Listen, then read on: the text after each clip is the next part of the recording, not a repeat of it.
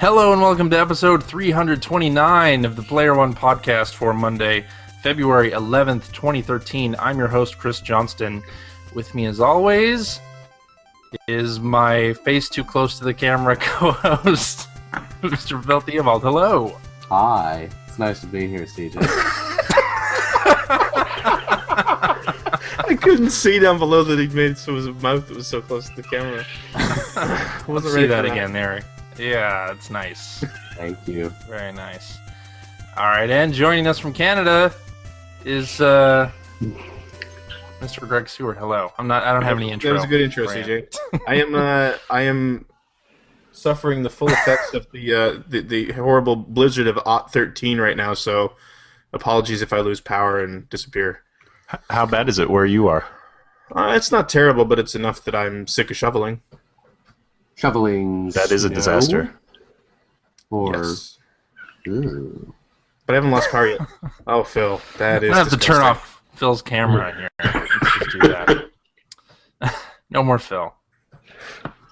No, he's back. I'm back. I think. I'm back. Oh, and joining us from the great state of Utah is Mr. Mike Phillips. Hi. Good morrow, gentlemen. Good morrow to you. And hey, we have a special guest this week, direct from the Sonic Factory.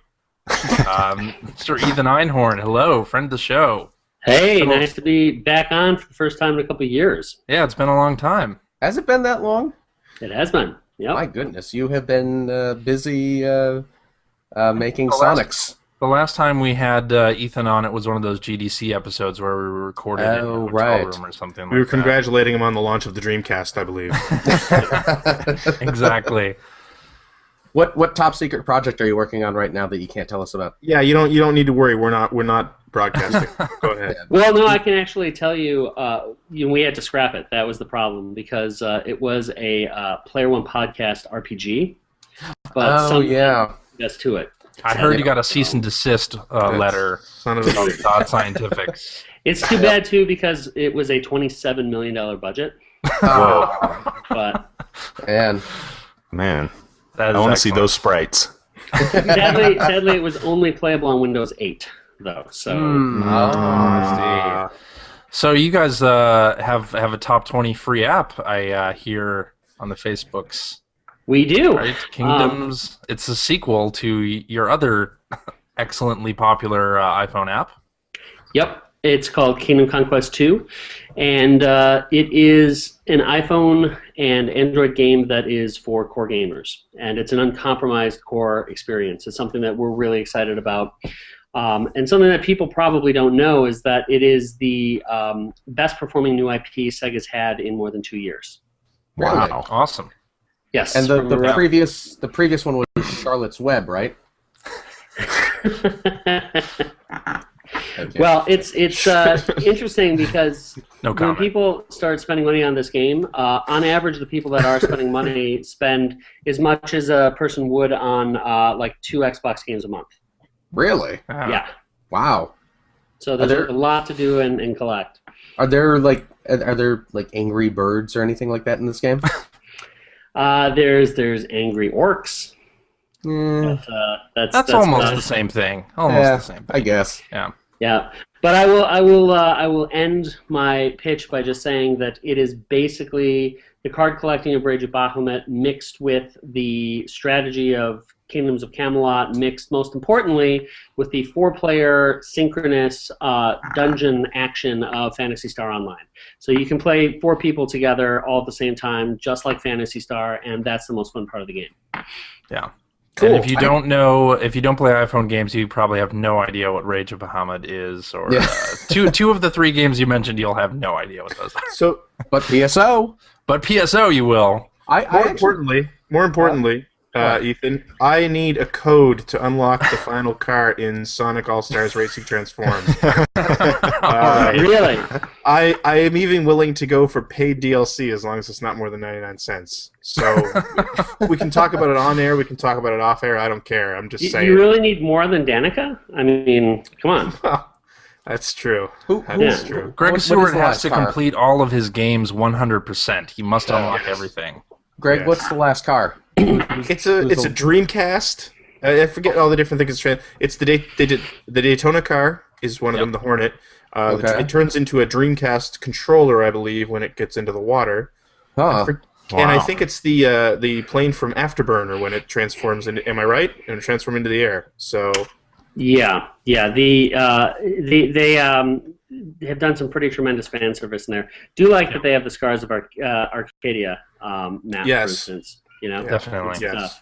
Great by the way, the Vita version is really fun. That's the one that I've been heard playing that. the most of. Yep. And Mike, I gotta say, like yourself, I'm a big-time Vita fan. I have 2 kids, so much easier to sit and play, on the small screen and let everyone else take over the big screen in the house. Definitely. Easier to ignore your True. children when you're not using the big television. That's right. Ain't that the truth? Yeah, Speaking of Vita, should we kick it off by talking about the least promoted game in Sony history, perhaps? Sly Cooper, Thieves in Time? Yeah. Wait, there's a new Sly Cooper game? When did this happen? Is it coming out next couple months, probably? No. Well, if you're in Europe, yes, because it comes out in like 2 months in Europe. But it is out in America, and it is a cross-buy title. You pay $40 for the PS3 version, you get the Vita version for free, or you can buy the Vita version separately for $25. And of course, I bought the PS3 version, so I have the Vita version as well, and have played both. Yes. And I cloud did the save. same. The cloud save is awesome. Yes, it Cloud is. saving is freaking excellent. It's basically a Wii U, but you can actually take the controller with you and play out of your house, which is awesome. Yeah. I kind of wish it would just do it on its own, so that there was no interaction that you had to choose through a menu to upload or download a cloud save. But it's still great. It's still great. Yeah. Well, and it's also nice that finally they've gotten to the point where they offer it in one reasonably priced package.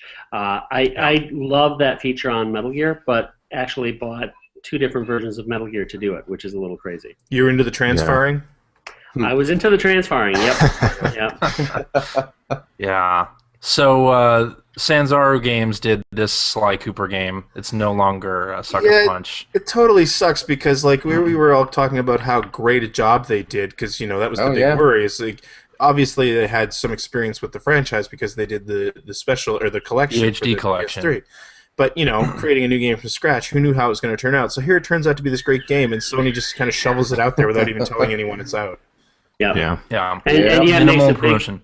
And yet makes a big deal out of their All-Stars game, which I think most people could care less about. Which I think, didn't they cut loose the developer on that recently? Any DLC that's left is going to be done internally or something like that? Superbot is Santa out of the Monica. picture. Yeah. Santa Monica is in. Brutal. Yes, indeed. So yeah, Sanzaru Games did this, and I didn't like the first demo that they came out with in the fall, but I liked the demo they came out with 2 weeks ago, which incidentally is just the beginning of the game. And I'm in the second world, so the Western themed area where you're rescuing Cooper the Kid, and I'm really enjoying it so far. I went through the Japan stages. I really like the mix of Sly gameplay with Bentley and Murray. They don't use the friends in this game too terribly much, so there's a lot of Sly gameplay, and you can also use the Sly ancestors, and it's just like using Sly with some extra powers as well. And I really enjoy the level design. I think the mini games are great. I'm having a blast with this. Yeah. I think that Phil said there's a new Sly game, which is funny because it's not being promoted. But I think the great thing is it's an old Sly game. It's not reimagined or anything like that. It feels like if you were playing this, it feels very much like the PS2 games. It has a lot of the same little idiosyncrasies and stuff.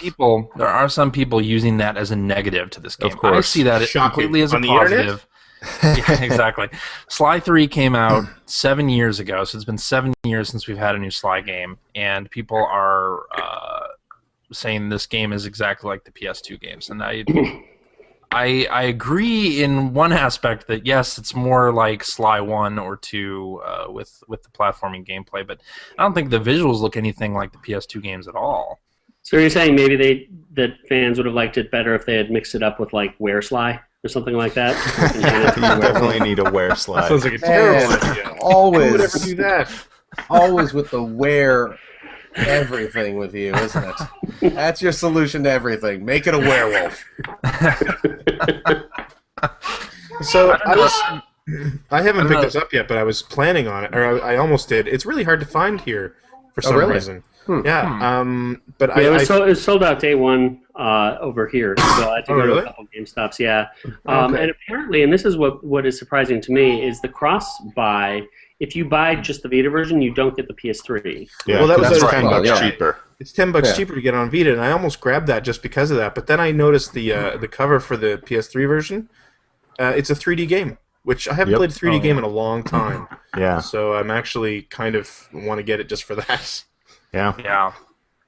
And it looks really awesome. Like the Yeah, it graphics does. are It's really beautiful. impressive. Yeah. And I don't know if have you guys played around with the Vita AR stuff at all? Yeah, I'm interested No. in hearing about this actually. No, I have not touched it yet. Yeah, so you can use the Vita version basically to scan the environment on the PS3 and find where the bottles and treasures and the Sly emblems are.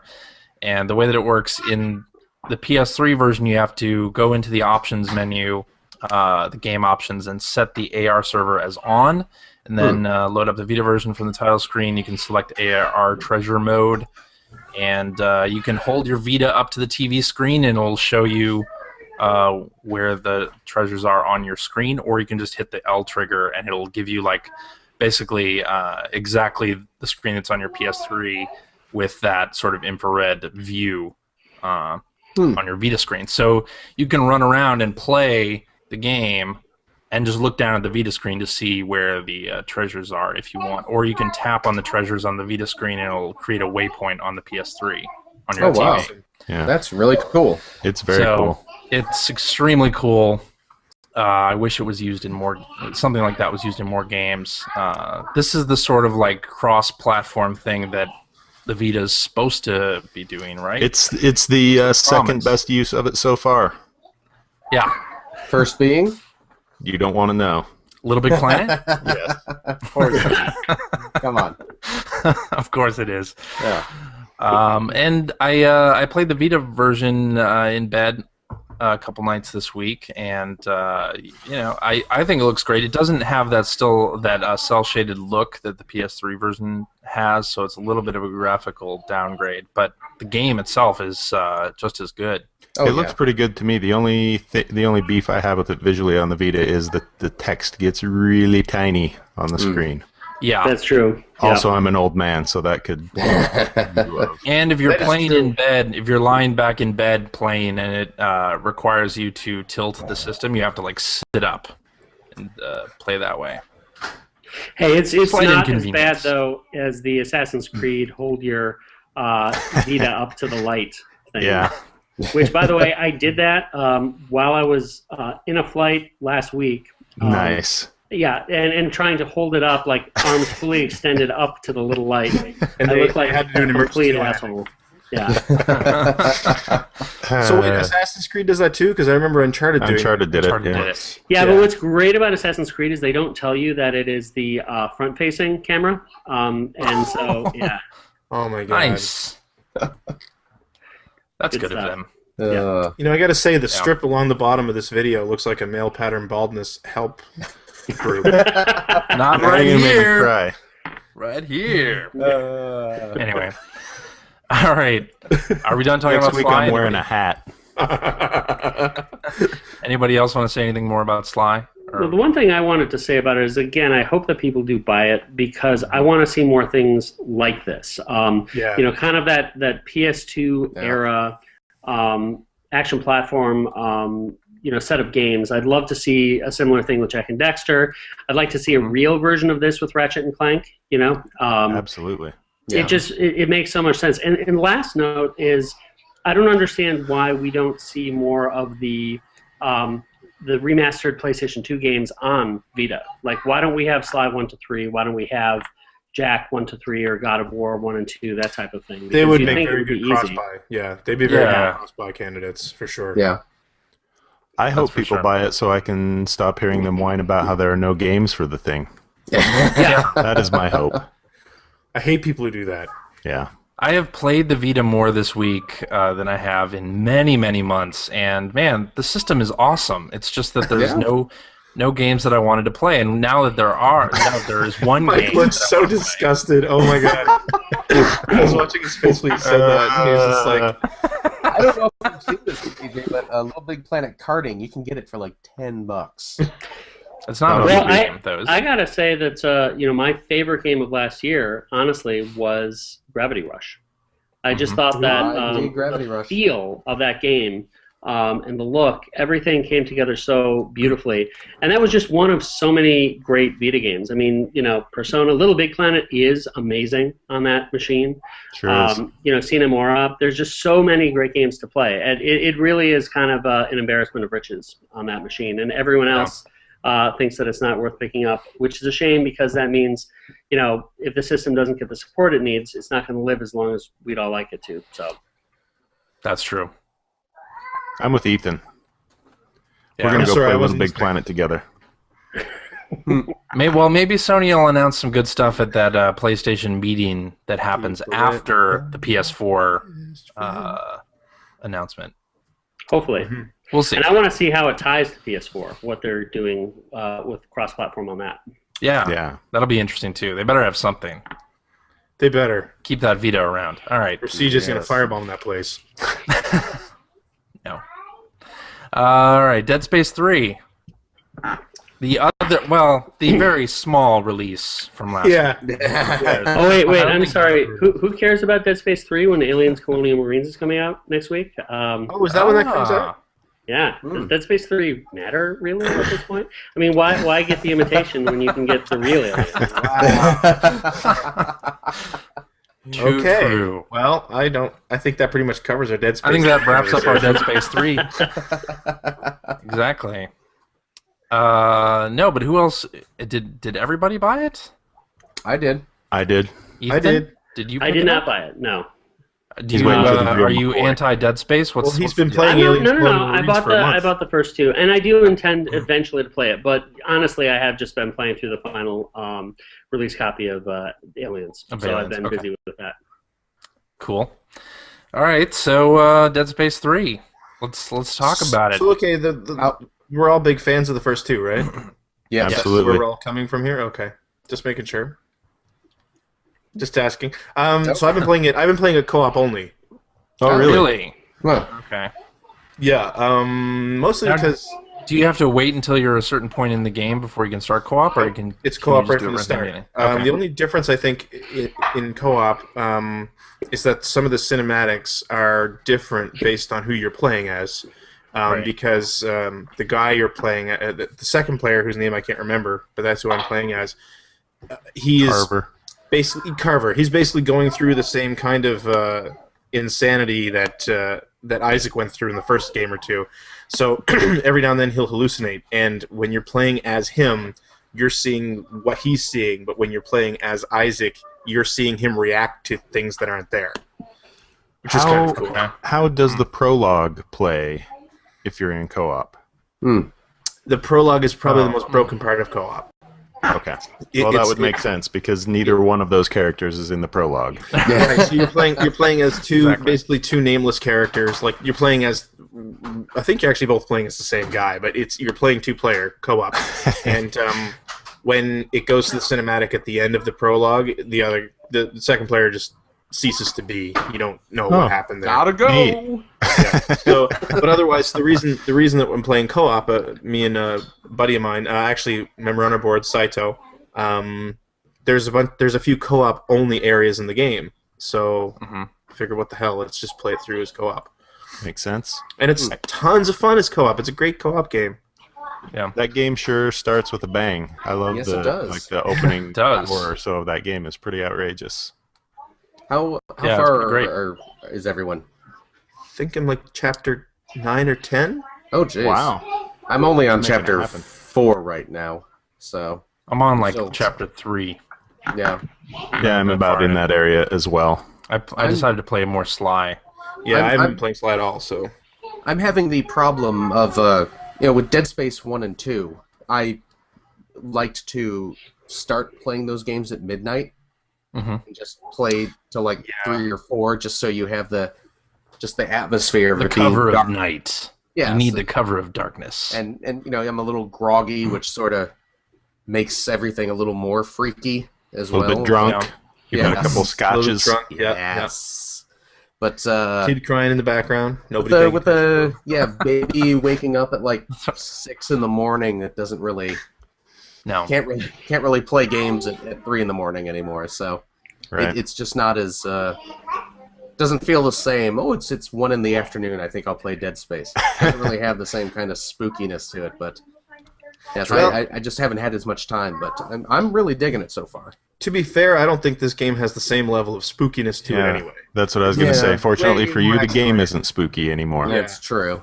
Which I kind of lament, but at the same time, it's like we'd just be going back to the well for the third time. So I guess I'm okay with them trying to take it a little bit of a different route, and it seems to have worked because the game's really good. So why do you think it's not as spooky? Because I think it still has some of the same scares, but because they're very similar to Dead Space 1 and 2, they're just not as effective this time out. See, a lot of them just seem to be very much okay. There's the monster closet, and Yeah, what do or I do to I set went them into up? this big room, there are a lot of corpses lying around. I better smash them, or I better Yeah. stomp them before they Well, get even out of the town. combat setups that it gives you early in the game, like it used to take a while before you built up to the point where there were 5 or 6 necromorphs attacking you, and it happens in like the first 30 minutes of the game. You're surrounded yeah. by 6 dudes, and so it's like, okay, this is a more combat focused game, which is Yeah. fine. Absolutely. It's just different. Yeah, I don't think that's necessarily bad. I think the game is getting some negative knocks against it for that, but I'm still having fun. I mean, it's Dead Space. Well, yeah, and I think it's fair because I- one of the things that I loved about Dead Space, especially the first one, was I found it was spooky because you're kind of in that really tight, narrow corridors and really small rooms, and you never really know what's going to jump out at you, and you don't really know what the whole setting in the universe is yet. But now it's kind of all that stuff is very much ingrained. So if they'd gone for that again, I feel like you would have had a lot of people complaining that we're just, same old show all over again. Well, and I thought where they began the game, where you have like the outside sections and then the city areas, that's a lot different than Dead Space 1 and 2, and Yes. at least it's showing that it's not doing just the exact same thing that you played before right in the first hour of the game. Exactly. Yeah. Yeah. And the other thing about it that I think is kind of a negative, I guess, is that it's been kind of streamlined and, like I said, turned into a combat thing, and it kind of removes a little bit of the character of the previous games, like having individualized ammo for each weapon, and that is out the window, and that's kind of nice in terms of not having to worry about which ammo you're getting, but it does remove a little bit of the character of the game. Yes. There are a few little instances like that. Yeah. Yep. For sure. But now, do you find that the crafting helps you there? Do you like the crafting system? I'm just barely getting into that, so Yeah. it's going to be a little while before I'm able to say on that, I think. It's fun to watch Ethan shushing people out. Yes. Nothing wrong with that. Okay. I think people come to the Player One podcast for the ambient kids Yes. in the background. That's right. We should just Yeah, start same. recording from a ball pit at McDonald's. Yes. Yes. Which we were at yesterday, actually. Nice. Oh, really? Yes. Something about Dead Nice. Space, though, that I did want to mention myself is that I think that when you look at transmedia, which is increasingly an important buzzword in maintaining game brands, EA does it better than just about anyone else.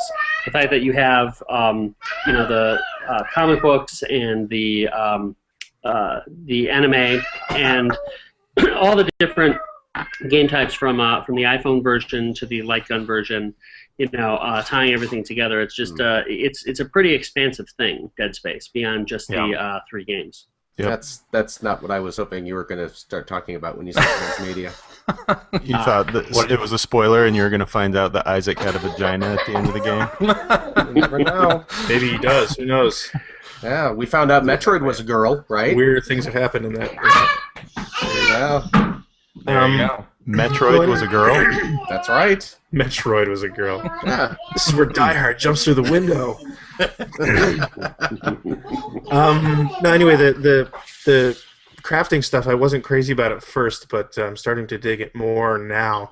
And I've just gotten to the point where you get scavenger bots. I don't know if you guys have seen those yet. Oh, no. I haven't seen that yet. Basically, what they are, a little like there's a little person on Ethan's screen now. Basically, these little like suitcase-sized robots that you can deploy in any area, and you just leave them behind. And what they'll do is scavenge for various resources, and then after I think 6 or 7 minutes, they'll return to whatever bed you go to next. And then you just get a little boost in resources. But there's a bit of a system to it where you can just deploy them wherever you want, which is fine.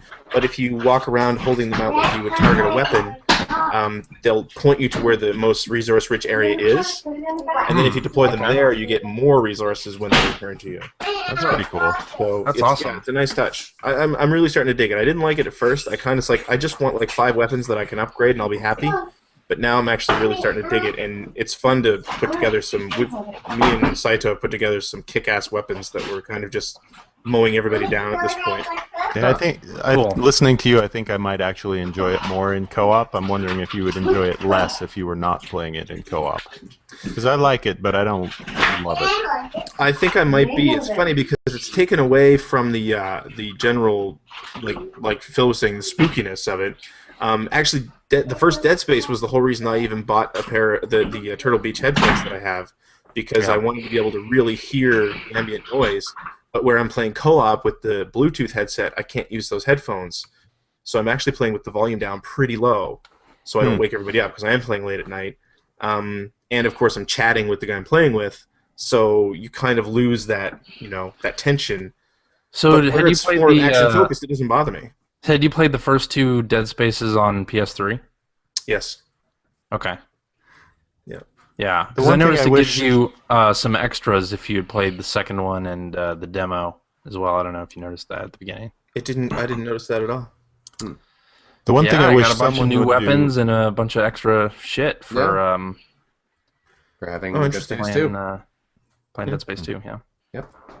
I wish someone would do a more kind of asynchronous co-op.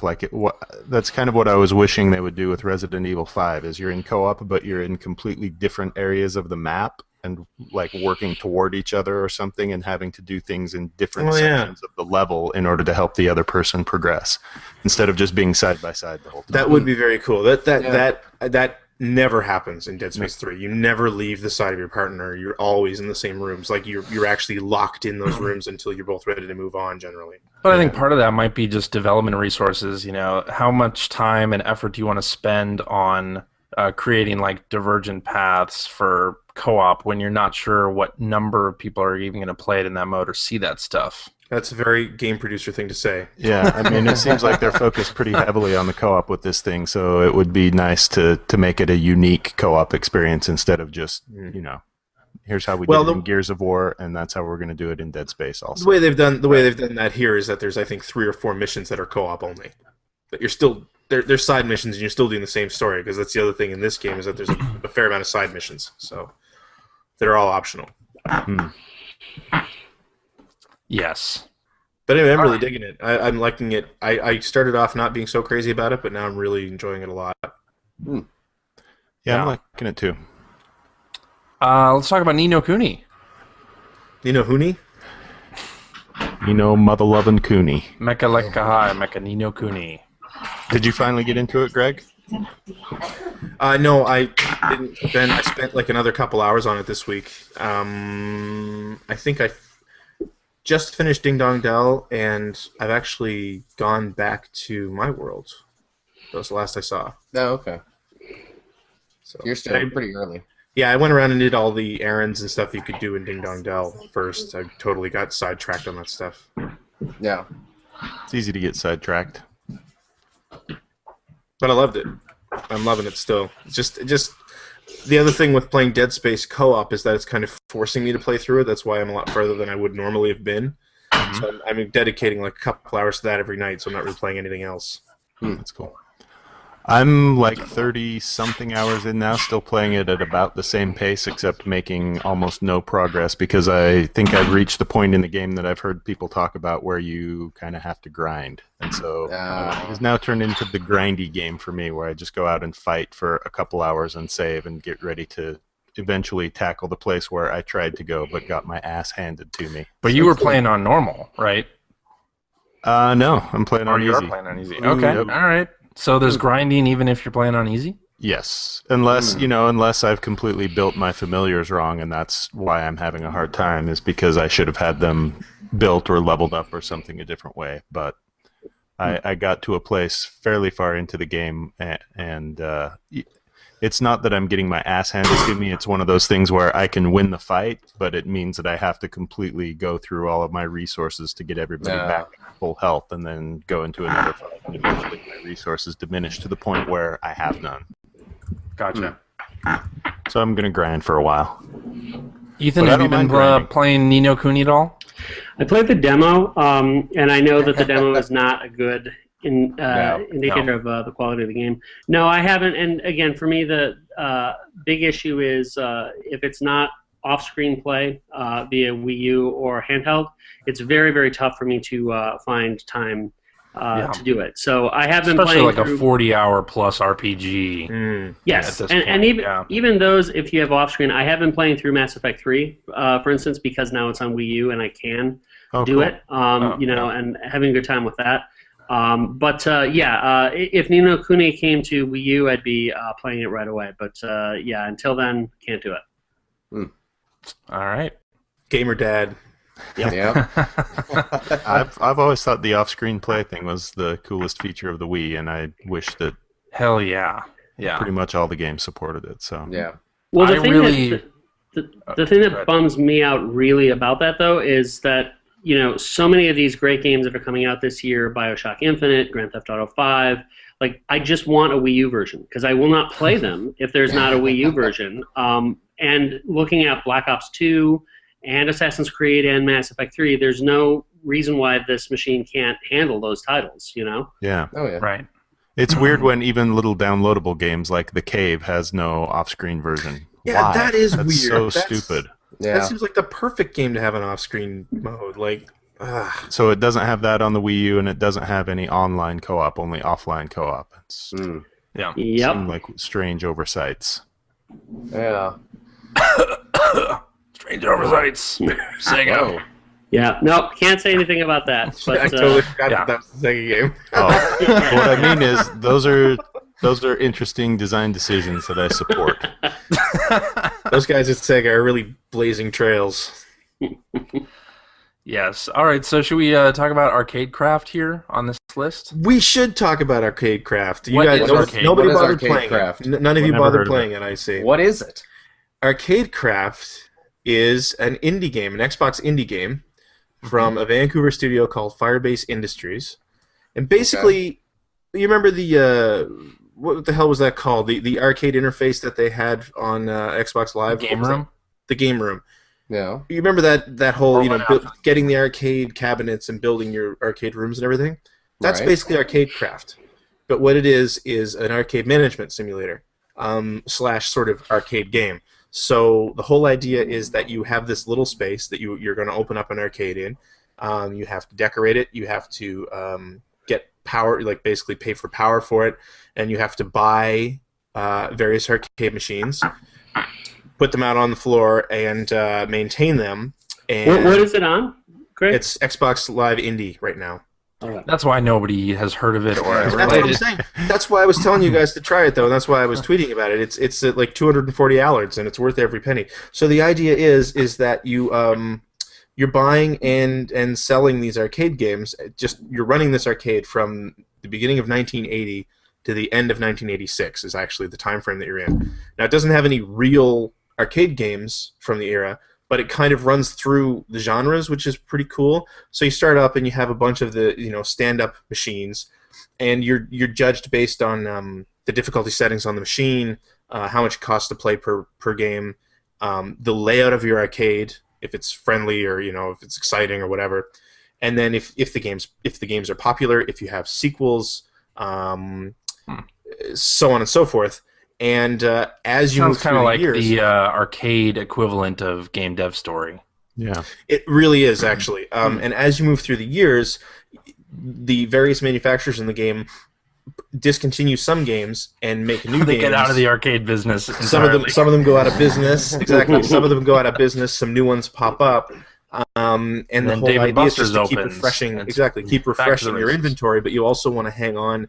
Like as games get less popular, some of them you might want to consider hanging on to, because if they stick around long enough, they become classics, which means they're actually more popular, and it actually makes your arcade more popular. But there's cool little touches. Like I said, there's no real games in here as far as the arcade games you buy. But like when you start off, it's all stand-up stuff, and then you sort of move along, and there's this era where everyone's selling like the two-player cocktail table games. So that's what you've got in your arcade if you're buying new games a lot. And then there's a time where sit-down racers are kind of the thing. So you have those big cabinets with the, like you would see like an Outrun or something in. And then of course, I think it's once every year a Japanese importer comes in and tries to sell you one specific Japanese arcade game, which is one of the big white cabinets with the chair in front of it and that sort of thing. Oh, nice. Okay. Yeah. Cool. But the whole thing moves at a really fast clip. I think all 6 years get played out in about 3.5 hours. And the whole thing is that you want to stay in business and you want to make as much money as possible. And you can do things like at first you're running around and you have to empty out the machines yourself to get your income.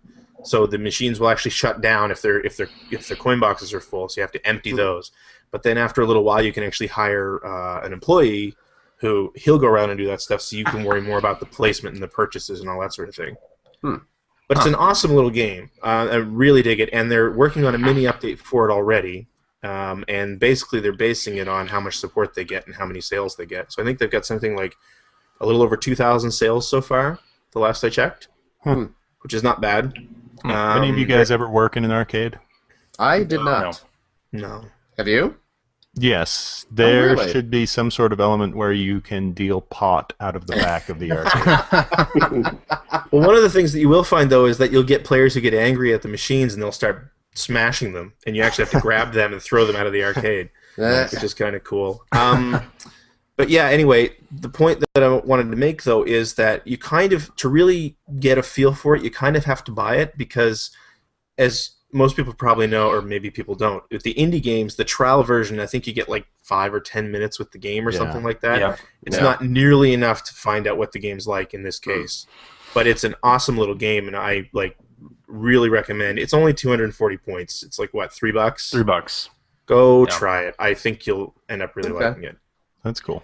Cool. But one thing about just the digital space with Microsoft, I remember the Summer of Arcade where you had Lara Croft and the Guardian of Light, and Hydro Thunder, and all of these.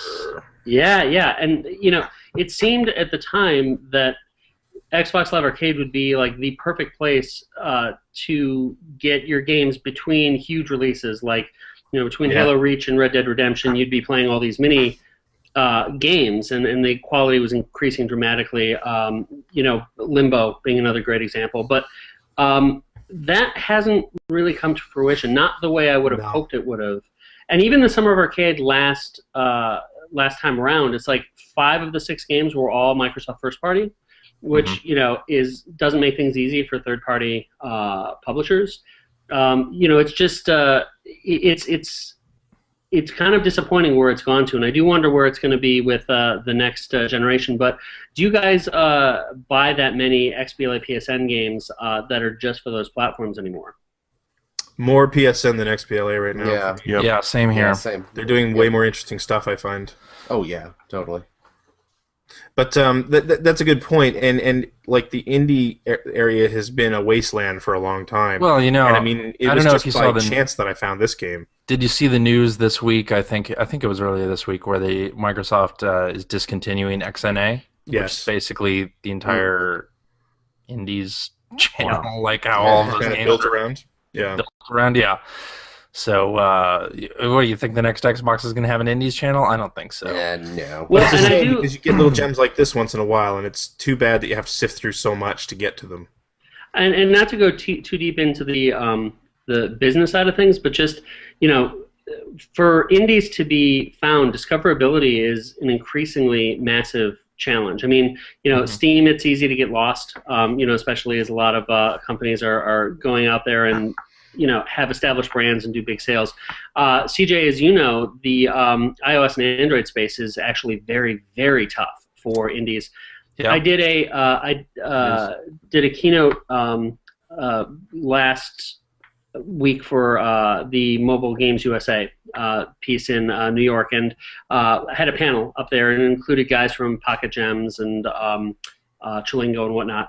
And the first question I asked the panel was, if you had a friend who had a bunch of money and was really excited about becoming an independent developer and wanted to get into the smartphone space, would you encourage them to do it?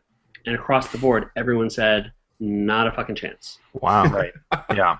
That doesn't surprise me. That doesn't surprise me one bit. Yep. Yeah. I mean, you have rare cases like with Adam Saltzman and Hundreds, where they sold 100,000 units at $2.99, $4.99. That doesn't happen anymore, at all. Well, the thing is it's all free to play now, and what people have to understand is that the average cost per install, the average amount a developer is going to have to spend to get people to just install the game, right now is at about $3. It's probably going to be closer to $5 by the end of the year, and if you want to do it through video ads and stuff, it's $7.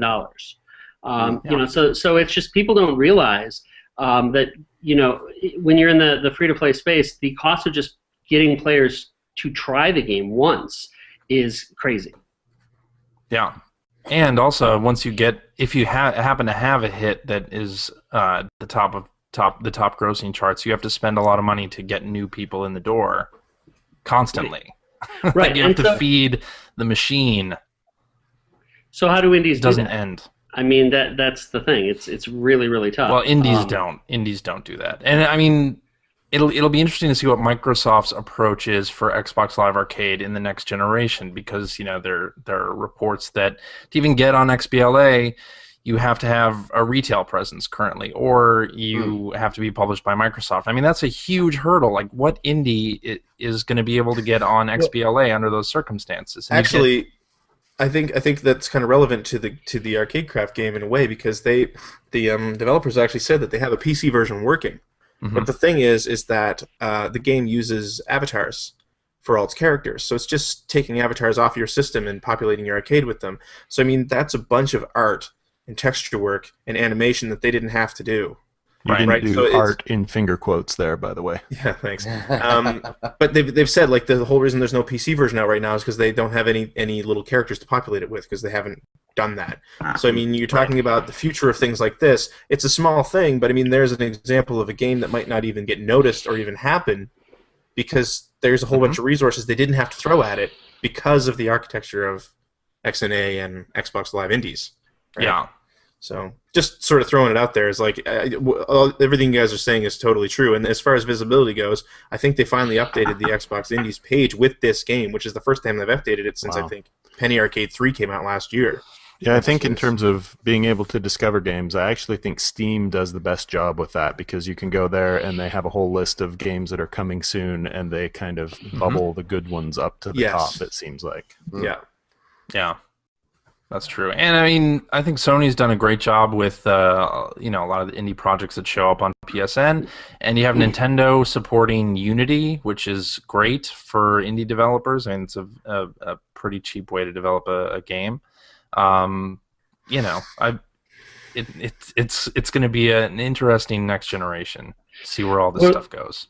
And I've had a couple chances to talk at colleges, and what always strikes me is, if I was in college now, I would almost certainly be trying to get together with 2 or 3 other guys and make an iOS game, or do something through Unity. What all of these guys seem to want, down to the individual student, is to be David Jaffe. And you ask them what they want more specifically. That's weird. Well, they say I want to be a studio head, and I'm thinking, okay, so you want to do payroll, you want to make sure that the building is taken care of, they don't really know what that even is, but they have remarkably little interest in just going out and creating. And the one thing I would say is that anyone who actually does want to work in an independent space, the only reason to do it is if you can't not do it. If it's so much a part of who you are that you couldn't imagine doing things without having that a part of your life, Yeah, totally. I mean, that now is one of the best times, I'd say, to still get your games noticed. So it'd be a shame if you didn't sort of just take advantage of it. For some people, it's still really hard. Yeah, it's not an easy road. All right. Yeah. So should we take a break and come back, do some tweets? Sure.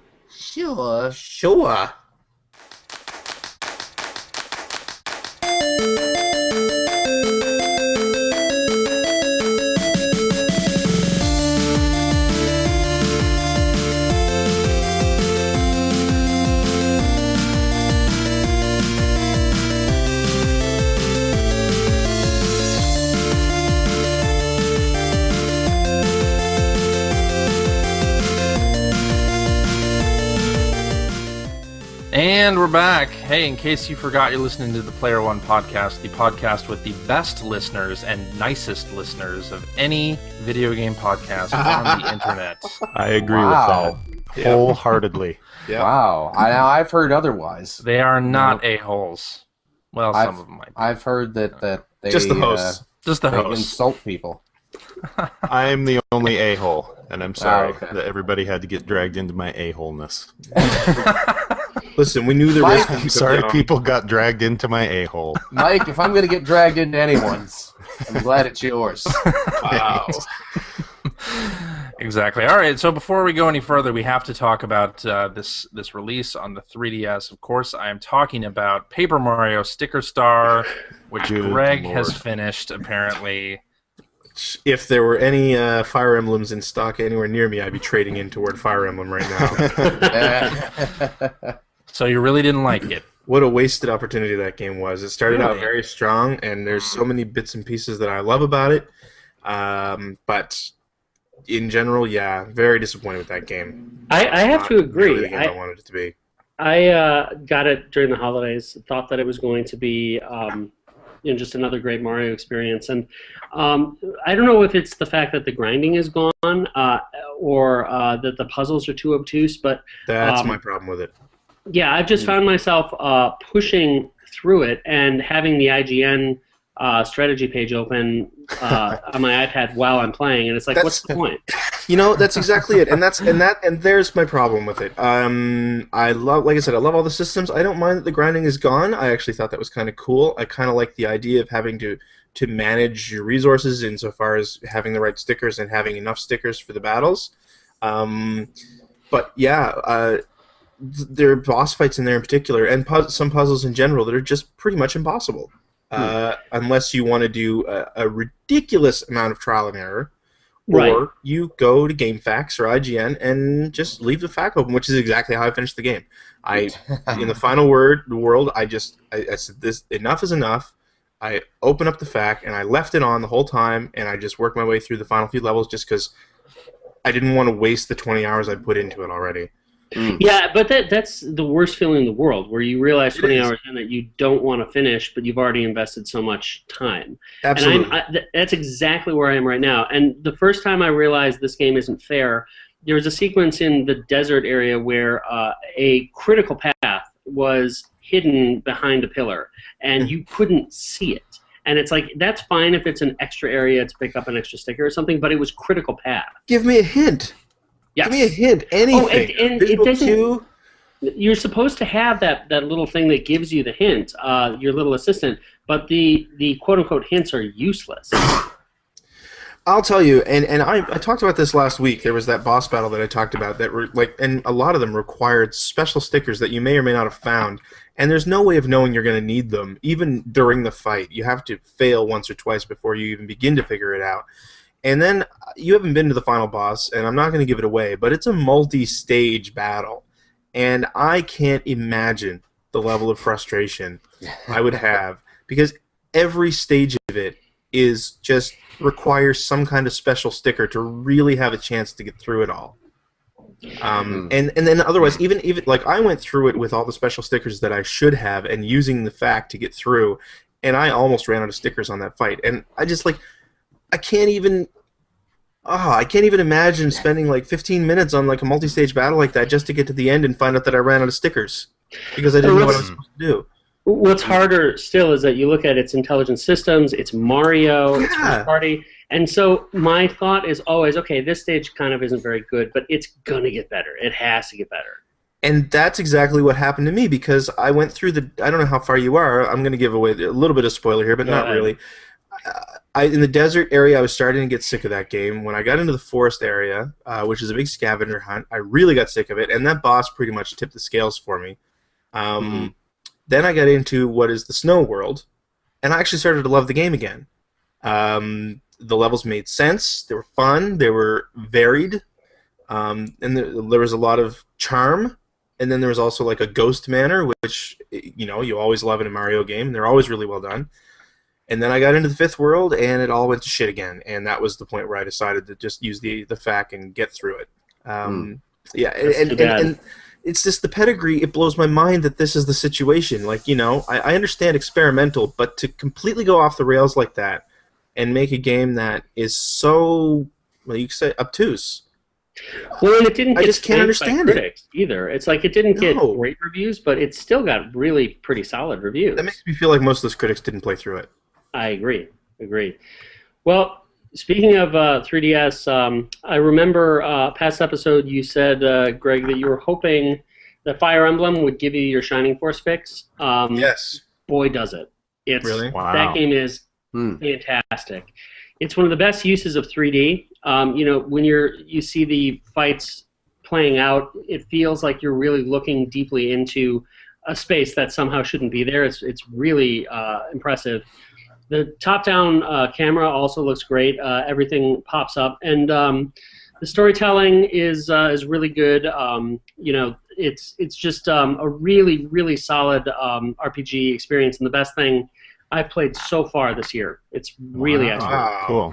Wow. Now I'm even more pissed that I can't find really. it anywhere. Well, and I will tell you, though, again, the writing is good, and it was done in part by some of our friends over at 84Play. The funny thing is it does start with a hero that has amnesia and a village on fire, So Convenient. Well, that's how you know it's a good game. Yes.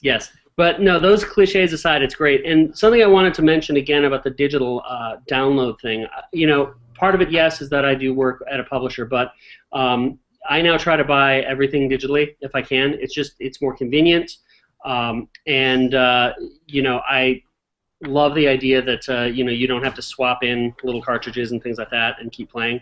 But getting Fire Emblem, while you can go over to GameStop and hear them ask snidely, did you pre-order that? Now you can just say, you know what, I'm just going to go download it. And you do that, and Nintendo actually makes the games available the day of launch at midnight, New York time, which is fantastic. Yeah, I love that. It's awesome. That's too late for me. It's already 1 The a.m. problem there that needs to be solved for me, and I'm not sure how you solve it, is, and you'll probably find this as your kids get older, you have multiple systems, multiple kids, you're passing things around. I would have purchased Fire Emblem electronically, except that I'm not sure which 3DS is going to be sitting available for me to use, and so swapping out cartridges makes sense rather than arm wrestling for the system, That's a good point. Yes. Yeah. Yes, I can see that. For me, the reason that I'm kind of reticent to do it is just because I was actually I am a big proponent of the digital download, and was kind of the opinion that I would be doing that for all my games as well. And then the first couple that I took a leap on there, which were Dishonored and New Super Mario Bros. 2, ended up being pretty disappointed with both of them, and wished I could at least sell them for some cash. You're not a very good gamer, though. That's Mario true. 2. If you're disappointed in that, I then mean, just, Paper Mario is another good example, right? I Yep. can trade that in now. I never want to touch that game again, and I can still trade it in for like $16, $17. Well, those others that you can't trade in are good practice for you for the next generation. This is what I would love to That's what I'm see it getting on at. the digital side, and you'll never see it happen. But what I think would be fair for consumers and fair for publishers would be if in the digital space, not only can you release day and date, but you can, in real time, match the used prices of GameStop. You know? Absolutely. So every single time GameStop drops something by $5, you match it. GameStop should be fine because there are a lot of people who do want the physical product, you know. But then the people who actually made the game and deserve to get the money get an opportunity to, you know, match price. To be competitive Yes. in the market. Yes, absolutely. I feel like, I mean, that's never going to happen, I don't think, but I feel like Sony's the closest to getting the digital pricing right of the three console manufacturers. I still think the best way to do it, even though you can't yet because technology will not support it, is the subscription model, because it's what I use for movies, it's what I use for music, it's what I would prefer to use for video games. I'd like to pay $20 a month and have access to whatever I want to play. Yeah. That's a good model too, but you know, again, I know it's always a difficult and contentious issue, kind of the used game market, and I see value in it. I understand why it's there, you know, but again, from a publisher standpoint, it is deeply frustrating when you walk into a GameStop and a new game that's been out for just 1 week, you can go up and they will push at you a used version of the game. $5 less. Right. Yeah. And it's like, if someone's specifically asking for the used version, okay, but like to push it on them and then say, no, it's just as good as the new one. We guarantee it. You get, you know, a full refund or an exchange if it doesn't work. It's like, just at least, you know. Well, I mean, that's how GameStop's making their money, right? I mean, they make more money on those used. But that's also the problem, and these the conversations always come around to being consumer friendly and how, well, I have the right to buy and sell everything that I you know, I have the right to sell anything that I bought, which is absolutely true. But it's the fact that there's a large corporation making money, making a living off of doing that, off of being the middleman, and actively pushing it while the shelf life of your new game hasn't even come close to expiring. That's the really frustrating part. I absolutely agree with Ethan. That drives me nuts. It drives me nuts as a consumer in a way, but as someone who actually works in the game development industry, it really bothers me a lot when I hear them pushing something that's like a week old. But for $5 less, you can buy this copy, knowing, of course, that that's because they want 100% of the profit. Well, Yeah. yeah. I mean, they're a business and they're supposed to do that, but it's annoying as hell. It feels unethical, really. Yeah. Well, and, So- and the problem is that's why what you would call the kind of mid-tier games are going away, you know? Right. Call of Duty, Assassin's Creed, those things are fine, but remember how many great quote-unquote mid-tier games were around during like the PS2 era. That is completely gone now. Mm-hmm. Yeah, that stuff has to migrate to the digital side completely. Yep. And the budgets Yeah. have to go down for that. So what do you think? What do you think about the rumors that Sony and Microsoft's next system are going to have anti-used games things? I mean, you know, this is sort of a where there's smoke, there's got to be some element of truth to these. I think right? so. I'm almost certain that's not how the saying goes. No, that really isn't. Where there's smoke, there's got to be some element of truth to these things. Where there's smoke, there's fire. CJ did not last very long at his firefighting job. That's right. Where there's smoke, there's fire. Where there's so smoke, there has to does be. anyone want to play backgammon? Exactly. So, do you think we're actually going to see that happen? Do you think hardware manufacturers have the stones to do that? And if you know, The only way they could do it is if they have somehow had some backroom meetings and are both in agreement that they're going to do it. yeah, because But they can't have do to do that. That's illegal. Yeah. You can't do that. Which is why I think it will not happen. right. I've heard absolutely nothing one way or the other about that. You know, I have no idea if that's the case. I think that customers would get frustrated with that, and if it did happen, you would have to drop the price of games also. Because That's I think just the thing. Yeah, I would not be upset by it if it were similar to the PC market, where I can get a digital version of a $60 game for $48. You know, Absolutely. It's a $12 savings. That seems worthwhile to me. I'll buy it on the PC. There has to be some But, value there for sure. I mean, it goes yeah. back to what I was saying with Dishonored and New Super Mario 2. I would feel better about those had I been able to get rid of them even for a third of what I paid for them when I decided I didn't like them. So if I had could have paid less for them, that would have taken the sting out of it. You know, I was thinking about this week. That I was listening to the CADcast, and they were talking about this used games thing. And they were saying, well, what about people who only want to sample or buy a game blind or rent? This would basically stop all of that from happening. And I thought, like, is there something that a hardware manufacturer could do to actually make me not care about that, or not mind that I can't resell something, I guess. And I thought, well, okay, if I buy a game like Sly Cooper 4, let's mention the game that nobody's buying. And Sony allows me to then install that game on the hard drive of the system, and at that point, that's when it's tied to me and I can't resell it.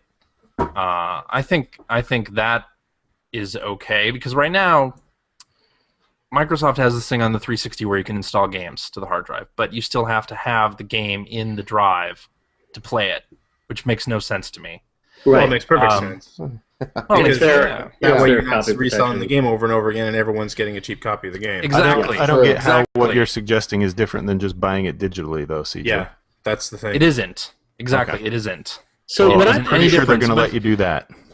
What I think would be great. The difference is if you're in a country that has metered internet or you have slow internet, I see. You could buy the game, or you're a 15-year-old doesn't have a credit card, you could buy the game with cash at a store, but install it to your hard drive and then not need the disc anymore. And if Sony is doing Gaikai, then I thought, okay, like if they're going to stream games to other places or other devices, all right, if I chose to install the game on my hard drive and prove that I own it and I'm not going to resell it, then it is added to my Gaikai account, and I can stream it to any system that I'm logged in on and take advantage of cloud saves, etc., whatever. That's what I'd like to see. I think that something along those lines would help in a situation like what Mike's talking about with wanting to play his legitimate copy of a game on multiple systems. Yes. Something like that. The only reason they don't allow you to do that now is exactly the issue that you were bringing up with Microsoft install. They let you install, but you have to have the disc because they're afraid of piracy, and that's totally legit concern. But if there's a way to basically prove that I am the owner of this game and this is my copy and it's tied to my account, then I have no problem with that.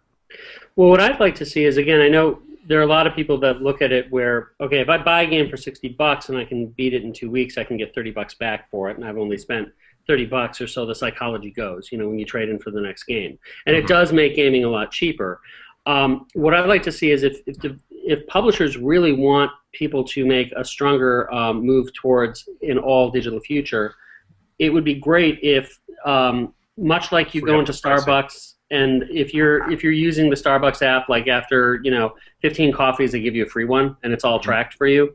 Like imagine if after buying 5 games on PSN, they give you a $40 credit, towards another game, that type of thing. Which would, I think make people a little more comfortable with the idea that you can't trade in these games and get additional credit because you're accruing credit that unlocks after a certain number of purchases. Well, what you're describing is also what Nintendo's done with the Deluxe Wii U. Yes, but it would have to be, I think it would have to be more than what Nintendo's offering. To make well, yeah, I think all three publishers, all three manufacturers have done that with various sales and stuff that they've done. The other thing, too, I think is a problem right now is just the general price of games. And, Ethan, you were talking about, you've got like your AAA games like your Call of Duty and Assassin's Creed.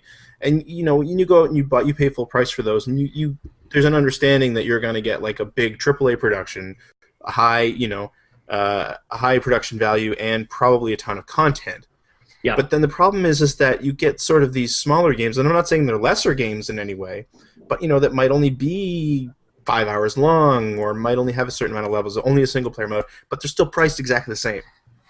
And I think that you kind of get in a situation where people get burned by that.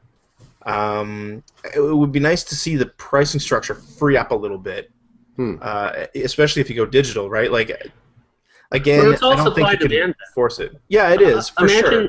Imagine if, for instance, all platforms had day one digital, and just like Steam, when the publisher decided it was time to drop something to $5. That's what I'm getting at. Do it on the drop of a hat. You can't do that. Give the publisher that kind of power. And you might want to put a cap on it on the bottom end of it, just to make sure that you don't have this race to the bottom. But right.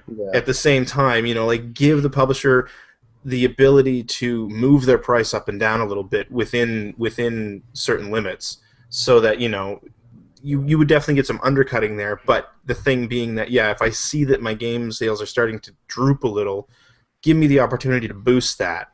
And if you're just doing digital only, I don't see why you couldn't. Well, I think of all the hardware manufacturers now, Sony's the best at that.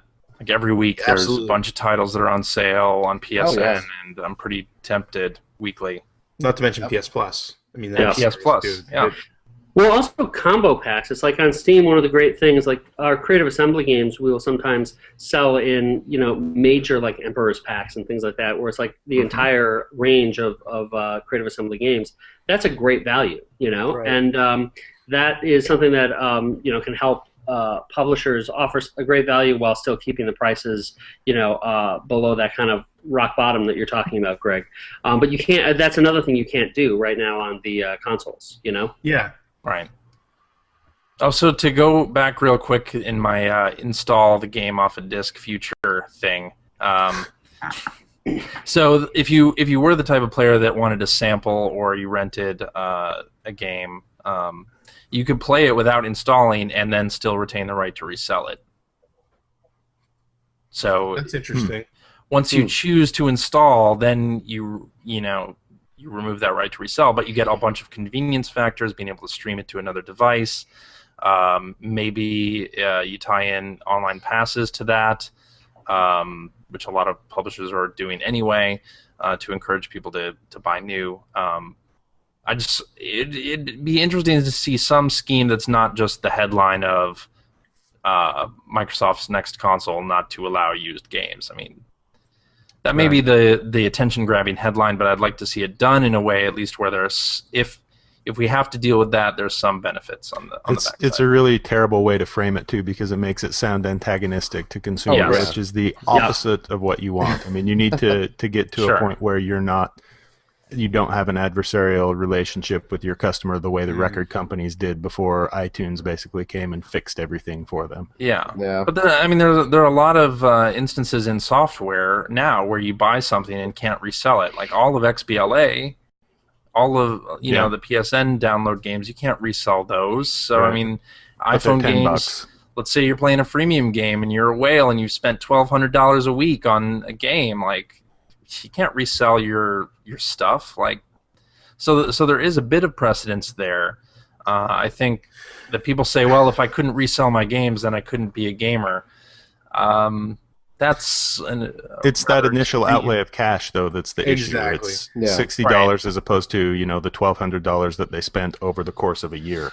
That's exactly true. That's exactly true the conversation we were having at my office when the whole Xbox news hit about how they're going to have the anti-use game thing, and it's like everyone's talking about a horrible precedent in a sense, but no one's remembering Steam. I mean, I can't resell anything on Steam, but it's like Mike said. I mean, I don't feel bad about not being able to resell that stuff because most of it I spent $5 or $10 on. And on Steam, you have the flexibility. If you log into Steam on another PC, you can play it. I mean, that's exactly what they're giving you. And if the console manufacturers do something like that on with their stuff, then I'm fine with it. Here's the other thing with those conveniences. Even the very first thing that launched on Steam, I remember it was great with Half-Life 2 that you could buy it in advance, you could pre-buy, pre-install, and then at the stroke of midnight, the whole game is unlocked, ready to go. You don't have to wait for the installation. That is what I would love. Yes. I would love to be in a position where the next Gears of War, 2 weeks before you do the pre-order, and at midnight you can just start playing with your friends, and you're not in line at Best Buy, then getting home at 2:30 in the morning, that kind of thing. Yeah. Because there are those of us with kids who can't get out to Best Buy at midnight on a Friday or That's right. Tuesday I'll just take them with me. Nice. All right. Should we? I just want to. By the way, saying those of us with kids, I would like to commend Phil. Yes. On his son Finn, who's been in his arms for like 10 minutes now and hasn't made a peep. That kid is really quiet. Well, when you put enough And he's your kid. Flintstones chewable vitamins in a kid, they just start slowing down. No, Oh, he just woke up from a nap, so he's still a little groggy. Oh, okay. Aren't you, buddy? That'll do it. Quick kid aside, if I may. My son Oliver, who is 2, was running around today dressed as Superman, and he said, "I'm Superman." Rawr! I don't think you understand what Superman is. And then he went. That's his little-known super roar technique. Yeah, he told me he webbed me up as Superman, and it's like, wait, Wow. you're getting this mixed up. This is the kind of mashup that Sega does. I think he's just sort of following in father's footsteps. Superman cross Spider-Man. Yeah. cross Hulk, apparently. Cross Lion-O. All right, let's do some tweets. Okay. What do you think about that? What do you think, Not Faye? against it. Should we All tweet right. it up? Or do we want to talk about Fire Emblem some more? 'Cause I think we started talking about Fire Emblem and then got sidetracked. Oh, I would just say play it. That's Play the it. only thing. I'm the only one here who's tried it. So yeah, play it, and definitely you guys should talk about it in future episodes. Yeah, I tried and loved the demo for all of the Yeah, reasons me that too. you suggested, so I'm desperately trying to find it. I do have a question, though, before we move on. Ethan, how are you playing? Are you playing with, I forget what the 2 versions are called, but you can play where where if someone dies, they're gone forever. That's Oh, how right. I'm playing it. Yeah. That's how Casual. you're playing it. Yes. What a stud. I read in, yeah, it does. I mean, I would never play it that way, but I read. Oh, an I'm playing interesting normal review. difficulty. They have 3 difficulty levels that are there at the start, and the easy one is nicely titled normal mode. I do like that. Oh, when that they makes do me that. feel better. Yes, yes. So I'm doing that, but I am letting my characters die, and it's pretty brutal because there was a moment in the game where they have some beautiful cutscenes in the game, all in 3D. And there's one that played out with a girl on a Pegasus. I'm not spoiling anything there, but it's a really dramatic, exciting scene. And then she's introduced in that kind of grand fashion, and the very next battle, she just got destroyed, and she's gone from my game. Yeah. I read an interesting review, something I never really thought of before, but it makes sense, is that I like the idea of permanent death in that it makes you kind of, respect your characters' lives. You don't want to just throw them into terrible situations kind of, as fodder so that you can just set up a win. But does the AI play that way? The AI does just kind of kamikaze at you, if that's what you're talking about. That's what I thought. Yes. Which is an interesting point. I never really thought about it before, but it kind of, it puts you at a real disadvantage, a worse disadvantage than you would otherwise, I think. Yeah, no, it's true. It's true. But the other thing also is, like, you're building relationships between the characters in the game. You have discussion trees that open up. You can pair with people in the battlefield. And that can have dramatic effects. You can have the characters fall in love. They can have babies that combine the attributes of the parents. Best minigame ever. So it's ripping off Phantasy Star 3, is what you're saying. And Pokemon. Yeah. Yeah. Viva But Pinata. it's super cool. But the thing is like you can literally be in a position where the dad character is killed before the baby's born type stuff, Oh, Wow. wow. That sounds pretty cool. That's awesome. Okay. It's heavy Sorry stuff. to derail the tweets there, CJ. All right, so let's do some tweets. Okay. This one from hacker alias Chris Flavin, who says, my Flavin. PS3... Chris Flavin. Yeah, boy. He says, my PS3 just broke. Sony want £110 for a replacement. That Do sounds I... Heavy. Sounds heavy, yeah. Do I Sounds replace like it? someone's- What? ahead. What's that? Go I ahead. was just going to say, it sounds like someone's going to just be waiting for a PS4, but go ahead. Sounds like Sony wants an arm and a leg for that replacement. All right. Do I replace it, get a gaming PC, or wait for next gen? What would you do? Whoa, that's... Depends on how much you have invested in that. Yeah. Like if you Yeah. have 10 half-finished PSN games sitting on the hard drive, I'd be tempted to just fix it. Yeah. Same here. Or buy a new one. You have to be able to get a new one for relatively close to £110 now, don't you? Isn't that like 200 No, I bucks? don't think so. They're still over 200 pounds, right? Are they? I think so. Yeah, I might just fix it. At least until, it's hard to say until you know what the next generation is. Maybe you don't Yeah, care. exactly. Maybe when the You next know what? generation is announced, Or how that's when far- I would wait until February 20th, Yeah, And then see what decide. happens then. and then Yeah. make your decision. That's probably the best choice. seems rational. Yes. Yes. All right. Let's do this one from Hacker alias Aaron Taiwan, who asks, which home system has the best Taiko no Tatsujin? I like the Wii versions, but Bluetooth controllers have latency issues. GameCube. GameCube? Was there a GameCube version of Taiko no I Tatsujin? don't know. No. I PS2. didn't think so. Then PS that's the one. PS2. I couldn't remember. PS2 has a ton of them. Yeah. I think Have there been any recent ones, Phil? I haven't heard you talk about Taiko no Tatsujin in a long time. Not well. A long, blissful time. You know what? This attitude of yours. My kid's here. You shouldn't be insulting me in front of him. My goodness. Well, he's not wearing And as- headphones. That's Yeah, As you true. can hear what I I'm saying. think your kid has head crabs, by the way. Actually, those are head lobsters. Head lobster. That's a head lobster. So make no mistake. That poor kid looks so zoned out. He's just like, He just woke up a little bit ago. You know. you're my He's just- daytime daddy. He's hanging out, right, buddy?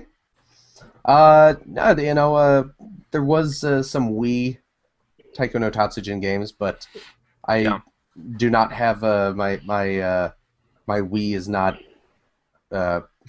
hacked or Yes. whatever it is you need to do to play import games on it. So yes, so I just do not have the means to I play. mean, your any- Wii is...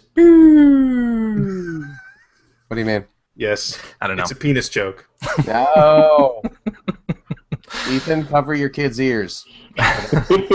Cover your kid's ears. He's sitting next to you. Yeah, he doesn't have headphones. He can't hear a thing that's going on.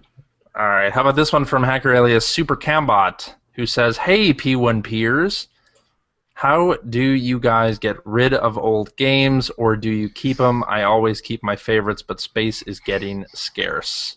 I'm the wrong person to ask for that. Yeah, I haven't sold a game back in a long time. I've gotten better at selling them back, but I still keep way too many of them. Yeah, I have that same problem. My wife agrees. Yeah. I'll say that the one advantage of the box stuff is at least you have a physical and immediate inventory of it. Like Vita, I've bought so many games on that, and now have had to just pull things off that I now have to re-download if I want to play Katamari. Well, you've lost again. your saves then if you did Yep. that. That's right. Which You can- sucks. You can back up if you yeah. do the backup option. You can back up your Vita games to either your PS3 or to your PC, Yes. which will maintain your Your saves. save games. So Yep. You can do that. Yeah. yes, you can. All right. Let's But do this Ethan one. didn't do that. I did not. No. No. So all of my Black Ops declassified. Oh no! saves What are you gonna do? are gone. I guess if I have another 45 minutes, I can Are- play through the whole thing again. Are you, Ethan? Are you okay? I mean, I'm okay. I'm local. Remember, if you need something, Tacos call loco. me. I'll come over. Just a quick know? question though: did anyone else play or buy that one? God, no. No, of course not. No. Okay. Be a fool. All right, here's an Ubisoft tweet. We haven't talked about Rayman yet, but Does that mean right. it's from Yves Guillemot? Yves Guillemot. Let's do this one from Hacker alias Do Code Red 2. Yeah. It says, was delicious. Zombie U It's pronounced zombie. I believe as a game is pronounced zombie. was Zombie U the disaster everyone is saying is the Red Steel of the Wii U? Do you feel that's true, or is everyone wrong? Wants to know if zombie is a, how you say, disaster, akin to the one experienced earlier with Even Finn is looking at you like, what? Oh, look at that. All right, so Aren't the they doing game the Red called Steel. Red Aren't they doing a Zombie pack-in now? yes. Zombie U it's is not a disaster. cool. It's flawed. Yeah, I don't think I've heard anyone call it a disaster. I think most people like it. Yeah, it's really unique, though. I mean, it's the whole idea of last as long as you can, and then you die and you start as another character and have to go every night. Last as long as you can. No, but I mean, it's a good zombie game. It is what you're kind of lamenting Dead Space 3 isn't anymore, which is real survival horror. Right. And it's clever, the use of the Wii U pad. I think it's still kind of the standard bearer for what is possible on that device. It's a little clunky, but... yeah. By no means is it perfect, but it's cool. Yeah, I agree. I think it, let's see them port this game to other systems and make it be the same, right? Screw those guys. Poor Rayman. Should we talk real quick about Rayman Legends, which got delayed Rayman until September? Yeah.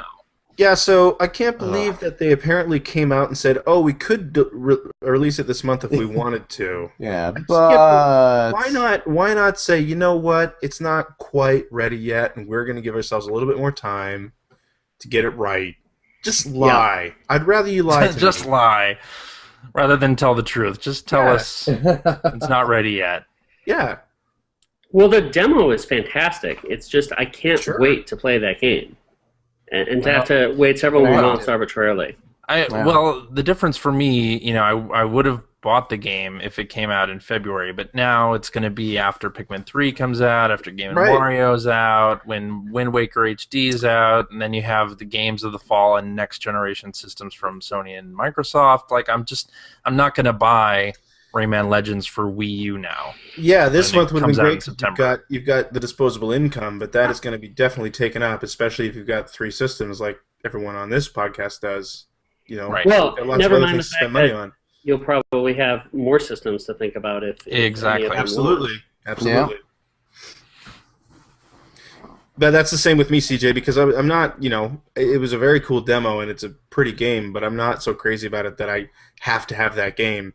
Right. And had it come out this month, there was a chance I might have picked it up, but now it's, if I see it for $20 next year, I might grab it. Buy it when it's in the bargain bin by Christmas because nobody bought it. I'll pick it up. Exactly. Yep. All right, Hacker Elias P.O. Rowe asks, do you think Ni no Kuni will be the game that kids today refer to back in 20 years the way that Final Fantasy VI is for us 30-somethings? No. Probably not. Probably not. They will talk about Temple Run. Exactly. Yeah. Probably not. But it is a great game. Hell yeah, it is. I mean, it's the kind of game that you would talk about now if it were out when you were a kid, because it's that type of game, but that type of game doesn't come out much anymore.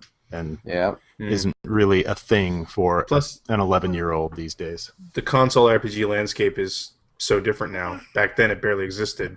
Right. And now it's inundated with Western RPGs as well as really, really strange Japanese RPGs. But to that point, I think that the game, for better or worse, that kids are going to say was their Final Fantasy will either be Mass Effect or Skyrim. Yeah, I agree. Probably. Yeah. All right, Hacker Alias Jet Pilot says, retail stock issues with Fire Emblem. Lego City publisher shipping delay warning on Amazon. Is this how Nintendo of America promotes the eShop? Welcome to the NES. No, that would be... The deal with Fire Emblem is that Fire Emblem really has no track record in the U.S., right? I mean, they released... one or two Game Boy Advance games? Yeah, they released... What? Well, they released there's a a Wii game. GBA. There was a Wii, there was a game? GameCube, there was a DS, there were 2 GBAs, yeah. And obviously they've left a huge impression because I remembered all of those. Let me restate, they're not like mega huge sellers, right? And for this game, considering the 3DS's software library and demand for games on it, I wonder if it wasn't just that retail and Nintendo didn't expect it to hop off the shelves as it is. I think it's partially that, and I totally think it's partially pushing the eShop. Sure. Why spend the money on more distribution if you're not sure it's going to sell at retail? They've had this problem in Japan, too, with Animal Crossing, right? Retail can be tough. Sometimes it is not even the publisher's decision. I'll tell you this, Valkyria Chronicles, for instance, there were certain major retailers that refused to stock it because they just didn't think they could sell it.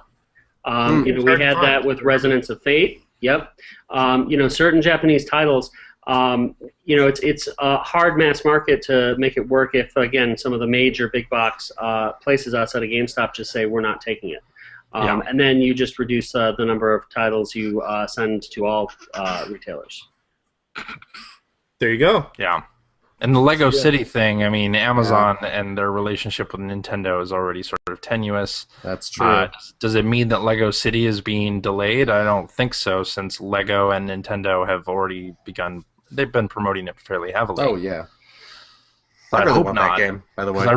I'm getting excited about that game. I really want that game. I am so indifferent to that game. I gotta go watch some videos of it or something. Yeah. All right, let's wrap up with this tweet from hacker alias Old Gallian, who says, in light of the recent Shin Megami Tensei cross Fire Emblem announcement, what would be your ideal cross franchises and what genre would it be?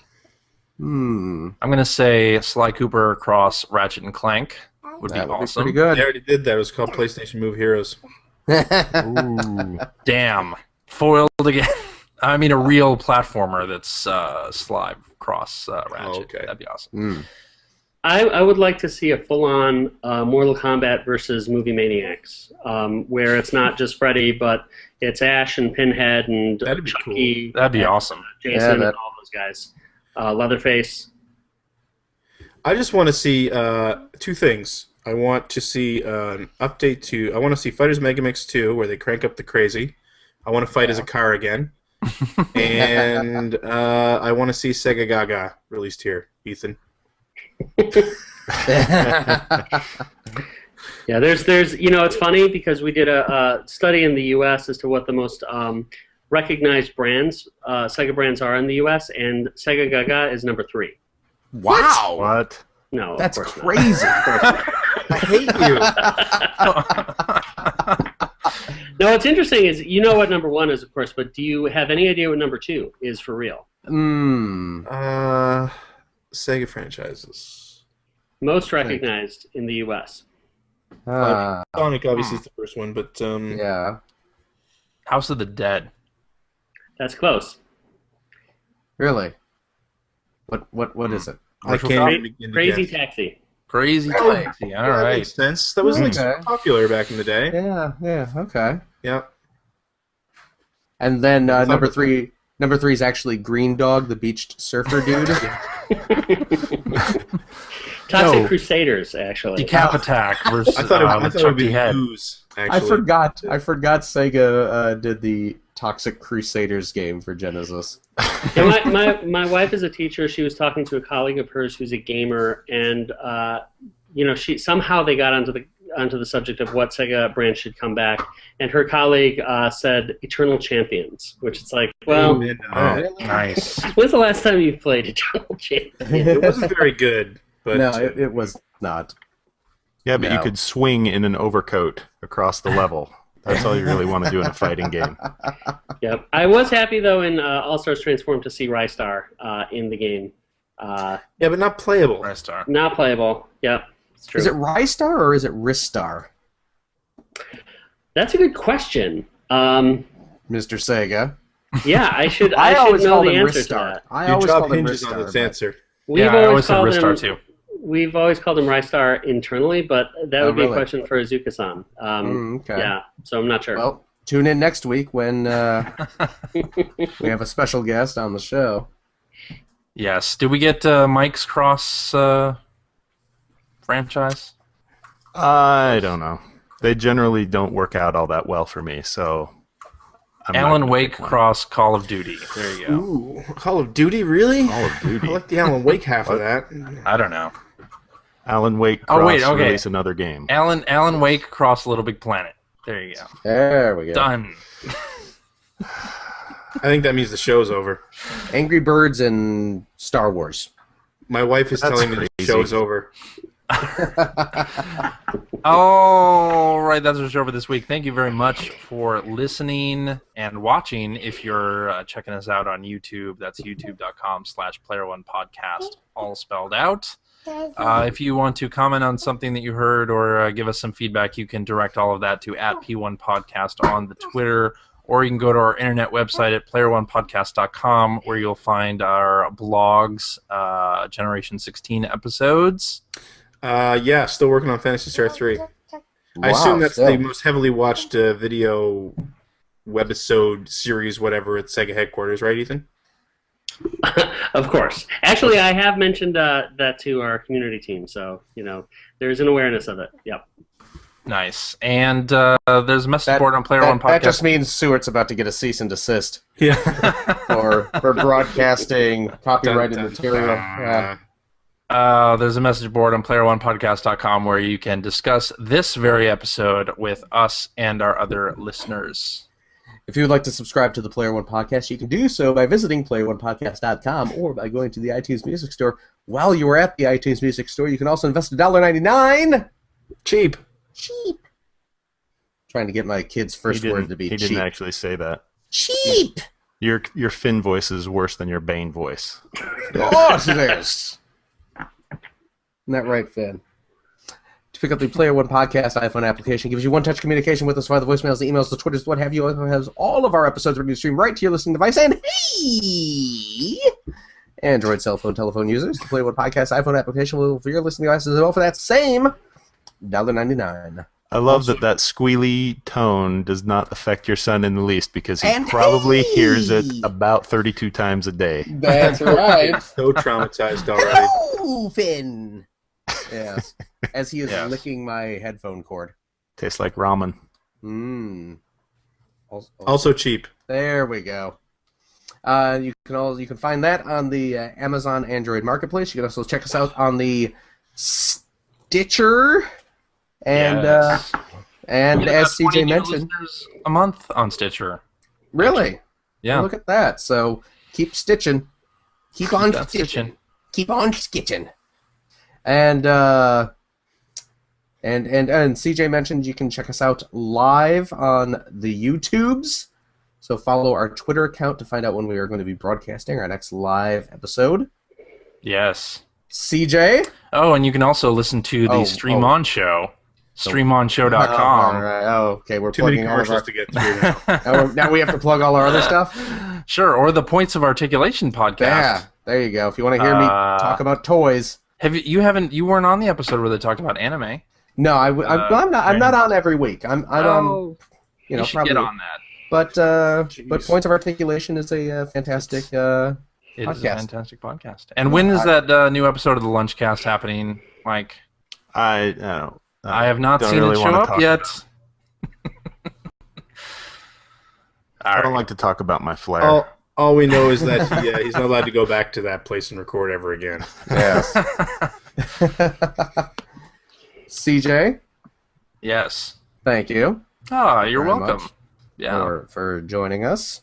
Stuart? Yo. Thank you for joining us. You're welcome. Finn, I'm going to try and that take kid, this. I hope he doesn't have like the cat in Christmas Vacation, chewing on wires like that. Well, there's not really a lot of electricity coursing through these headphones. He's definitely testing that theory. Yes. Mike! Sir. Thank you. Thank you. Sorry. I appreciate it. Thank you for joining us. And super extra double thanks to our special guest this week, Sega of America's very own Ethan Einhorn. Thank you, Ethan. You're welcome, and download Kingdom Conquest II on iPhone and Android. Kingdom Conquest II, please, please. Kingdoms of Amalur 2? They made a sequel. Oh, no. Please. The next time I have to sell anything, that's the marketing I'm going to try. Please. Download this, please. God, please. Gil needs this sale. And Aliens is coming out soon, right? Yes, Aliens Colonial Marines is next week, and it's great, and it's Gearbox, and it's actually is scary as hell. And it's like Left 4 Dead with aliens. It's 4 players, cooperative, it's a lot of fun. Which platforms? It's on 360 and PS3. Okay. All right. Yep. And Wii version is coming soon. Okay. Wii U. Wii U version? And there's a PC version too, right? I believe so, yes. Okay. Finn, for crying out Excellent. loud, quit eating my Kid is hungry. You should feed that He kid. is. He ate earlier yesterday, so he should be fine. Just drooling on. With that tongue, he looks like he could sing for Kiss. Finn does have a surprisingly long tongue, actually. He does. Here, come here. Can we show it to? No. Grab it and just pull it out as far as it'll go. What Yes. are you doing? Okay. We'll see you next week. Bye-bye. Bye. Bye, Finn. When I